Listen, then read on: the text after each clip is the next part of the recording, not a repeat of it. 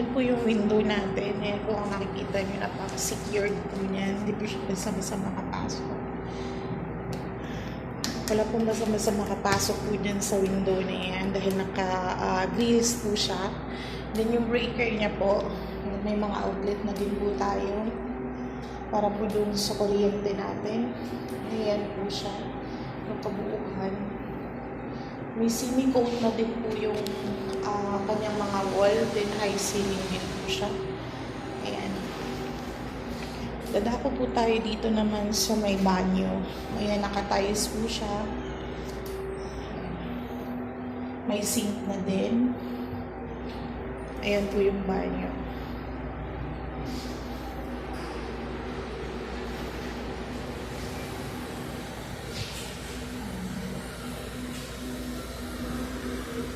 Maganda dito guys kasi sobrang refreshing po yung hangin niya. Presko-presko po.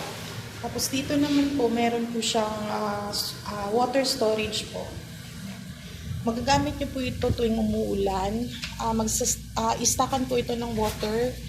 And pwede niyo pong gamitin for flushing para makatipid. Tapos para na rin po sa inyong mga halaman, pandilig sa mga halaman ninyo. Ayan. Ito po yung kanyang likod. Ayan, may sink din po sa likod niya. And ito po yung sinasabi namin water storage tank po. Kasama po yan sa turnover ng bahay ninyo. Ayan po siya.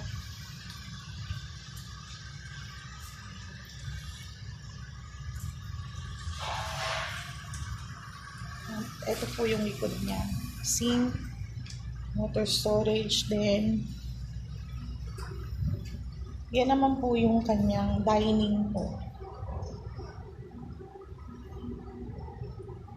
Punta naman po tayo sa taas.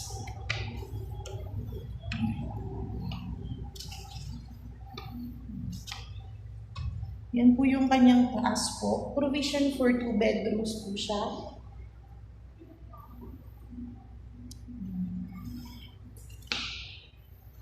Same din po, naka-grills na din po yung ating mga window po. Ayan. Naka-overlooking po tayo. Ayan. May mga ready installation na rin po tayong mga outlet for electricity po. Ang gandahan po dito, naka-roof insulation po siya. Naka-astrofoil po. Ayan po. Pang-prevent po yan sa sobrang init. Ayan. Ito po. Malawak po yung ating bedroom po. Ayan.